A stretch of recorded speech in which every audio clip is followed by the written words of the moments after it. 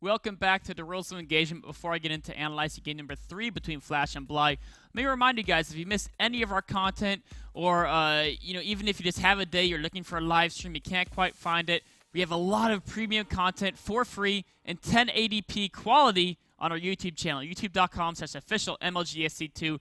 Every single game from the Winter Season Championships, every single game we've casted from Winter Season Showdowns, from the WCS American Qualifiers, from the Winter Exhibition Tournament, every single episode of Rules Engagement, all there on YouTube for free, 1080p quality. Go ahead, check it out in your free time. It's an awesome YouTube site. So going on to analyzing game number 3 between Flash and Bly, a couple things I want to point out are talking a little about early Blue Flame Hellion play, and a couple things you want to keep in mind when you're going to execute such a play. We're going to talk about tricky infestors, and then we're going to talk about how to stop these big Doom mech pushes if you don't have that idle composition of mass swarm hosts, which is really the counter. But you don't always have that because that's not the way the game went. So how can you stop those pushes if you're not in that position? So we're going to start this game out at 7-minute mark, and a couple things to note is at this point in the game, Flash opened with a proxy Reaper attack. It didn't really work out quite well. The speedings killed the Reapers. And in fact, on a counter swing here, we can see that Bly is actually scouted as a factory with a tech lab on it, which almost always means this early on it's going to be Blue Flame Hellions. So this is really not an ideal situation for Flash. The other thing that's not ideal for Flash when he's executing this build is his second factory. This guy's supposed to have a reactor on it, and normally the reactor would be done now because your first barracks will be building that reactor, so you just swap it in, and you already have built 2 Hellions right now, and you have 4 Hellions done by the time this reactor finishes. But because that reactor wasn't ready, because the barracks was proxied, this is really going to slow down that Blue Flame Hellion attack a lot. And of course, that combined with the fact that Bly scouted the build, Flash is going to move out much earlier than normal. Right when his Blue Flame is going to finish, he's going to want to hit the Zerg player. Ideally, when you launch this attack, you would have at least 8 Hellions, if not 9 or 10. And the reason you want that number is that's really the point when they become totally immune to speedings, no matter how many speedings there are. And that's also the point where they can really start taking down the queens. And once you start killing the queens, that really hurts the Zerg player as well. Of course, the queens are no longer able to continue their attacks. So remember, if you had the reactor done in time, of course, you would have 8 Hellions here instead of 4. Unfortunately, with only 4 Hellions, you can see here, he has to ignore the queens, take their damage, and then also, the speedlings, while of course the Hellions can kill them, they're actually doing some good damage to the Hellions because they're not all instantly dying. So the Blue Flame Hellion attack isn't working out quite as ideally as it would in a normal situation. In fact, I would recommend, in general, not going Blue Flame Hellions if you open a proxy barracks because you're not going to have that same number that you need to make them totally immune to speedlings. And if they're not immune to speedlings, they can't basically get access to the drones because they spend their whole time dealing with the speedling rally. So going forward, this attack didn't work out ideally for Flash. It wasn't terrible, though. If you look at units lost, yes, he's behind, but it's not the total end of the world. And he's going to follow this up with mech play. Mech play is a very reasonable follow-up if you're behind in the game, as it's a little more reliant on positioning. You don't always have to have the overwhelming numbers to make it work. So it's a really great style to play if you're trying to look for that comeback. So over the next couple minutes of this game, we're going to see both players macroing up. Flash, of course, is behind, so he's going to play a very defensive style and try to get ahead in upgrades. That's why we see the 3rd Command Center going down. That's why we see double armories going down. And what's very important to note is as he goes to take this 3rd base, look at how defensive he's positioning his units. The Widowmine's out there in the front to provide good scouting. The tanks are going to stay on the high ground. Even as he gets ready to take this 3rd base, because his mech army is fairly small because he opened all the Blue Flame Hellions, he really wants to make sure these tanks can't be picked off by a mass speeding, mass roach, whatever attack it is. So he's going to keep them here on the high ground where they're much, much safer, letting the Widowmine spot for the tanks in order to tell what to attack. Of course, if he does want to be able to protect his worker line, he'll probably have to put one of these tanks on the outside to prevent the roaches from staying on the top side of the base out of tank range. But that's what he does. He sends one tank on the outside, and if the roaches try to come in on that tank, the tanks on the high ground can then protect it.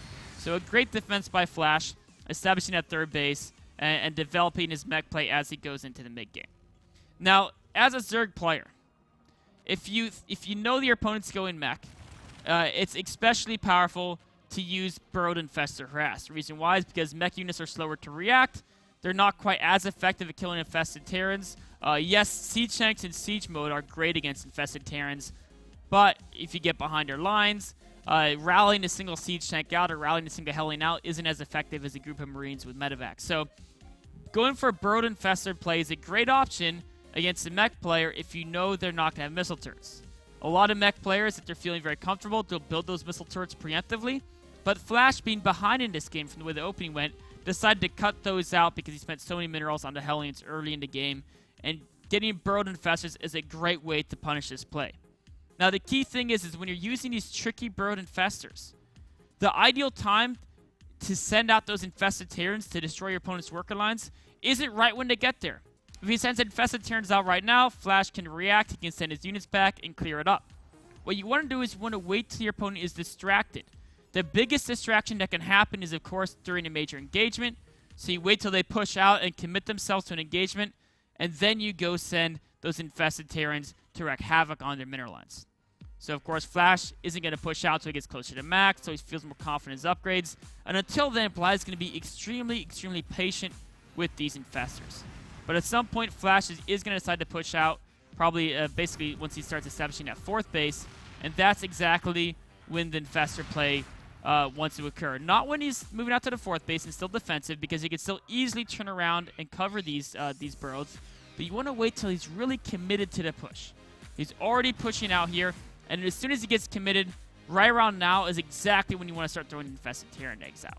Of course, in this situation right here, what's important is that Bly's busy migrating, and that comes to the next point. This is what's going to determine the game. Bly's going to do a lot of damage on his harass, right? But what's really going to determine the game, the harass is going to do great, but if this mech push can't be stopped, then Bly is still going to lose. So Flash really has to make this mech push work. As a Zerg player, Bly has to stop this mech push with a predominantly Roach-based army. Ideally, he'd have a lot of Swarm hosts. Unfortunately, he doesn't have those quite yet. So the key way to stop this type of push is you first have to realize, don't expect to beat a mass tank army with mass Roaches in a single battle. If you look at this number of tanks, Roaches can't beat that in one fight. But what you still want to do is you want to make as many engagements as possible where you do small trades.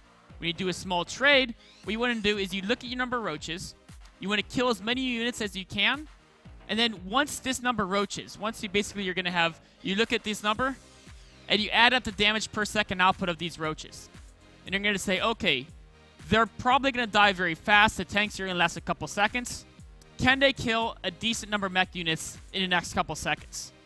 If the answer is yes, keep attacking. Right now, there's about 20 Roaches. A couple seconds, yes, you're going to kill a decent number of mech units.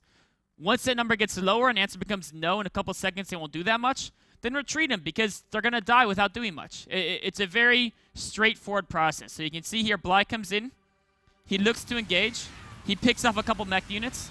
He hits the point where, okay, next couple seconds, I can only kill maybe one more tank. He's going to back away. Then you rinse and repeat. You reload in Roaches, right? And then once the mech comes out again, of course, meanwhile, he probably wants to launch his Infested Terrans very soon. There they go. Right when the tank's committed. As he pushes out again, the same process occurs right again here. You can see he comes in to engage. Right now, in the next couple seconds, he can kill a decent number of tanks, right? So he keeps going. He keeps going. He keeps picking off units. 1, 2, 3 tanks, kill a Thor. And now he's at a point, okay, right here, I have only 13 Roaches left. If he kept those Roaches in the battle, what would happen? They wouldn't kill many tanks. Maybe 1, 2 tanks for next 13 Roaches. So instead he backs away, waits until his remax occurs, which in the next couple of minutes he should probably produce a lot of units, and then he can finish off the mech army. So this is really what determines the game, is your ability to stop this mech push, and you do it by a lot of small engagements. You trade units until you realize you won't get much more value, then you retreat, reload, and go again. And an important part is to retreat before you lose everything, because it's very expensive to remake everything. It's much cheaper to just remake half your army. As we can see here, because Bly made these correct decisions, we can just fast forward on 4x a little bit. With his quick remax with all these Roaches, now the mech army is at a point where all of a sudden he can actually go in and totally take it out with his next Roach push. Flash, of course, is committed to pushing because of the economic damage he's taken. But with the next Roach push, he has enough units he can get in there and really take basically almost all the mech out. At this point, there's only about 8 tanks left, and with 30 more Roaches on the way, it's spread too thin to the point where Bly can pick it apart and totally finish this push off. So won the game here because we can see here, of course, it's 170 food to 90 food.